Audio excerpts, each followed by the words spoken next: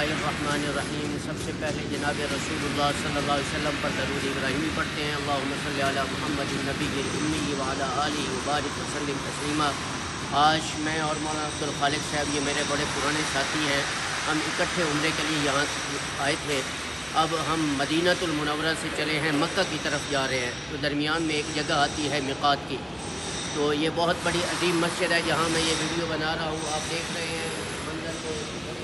मस्जिद है, जो भी उम्रा करने के लिए आता है, जो मदीना मुनव्वरा से आता है मक्का की तरफ जाते हुए, तो इस मस्जिद में आकर, मकाम पर आकर वो इहराम बांधता है।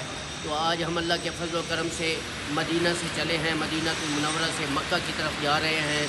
उम्रा की नीयत से हम सफ़र कर रहे हैं।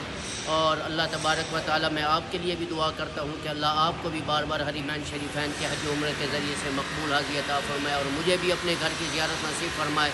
तो हम मक्का की तरफ जा रहे हैं, तो मैंने सोचा कि ये वीडियो मैं बनाऊं और आप तक पहुंचाऊं कि किस तरह अल्लाह के मानने वाले, मोहम्मदुर रसूल सल्लल्लाहु अलैहि वसल्लम की सीरत पर अमल करने वाले, मुख्तलिफ़ शक्लों वाले, मुख्तलिफ़ नस्लों वाले, मुख्तलिफ़ ज़ुबानों से ताल्लुक़ रखने वाले लोग अल्लाह के घर की तरफ कैसे आते हैं। हम तवाफ़ करेंगे, फिर सफ़ा मरवा के दरमियान साई करेंगे। उम्मीद है कि आपको ये मेरी गुफ्तगू और ये मंज़र और ये वीडियो बहुत ही अच्छी लगी है।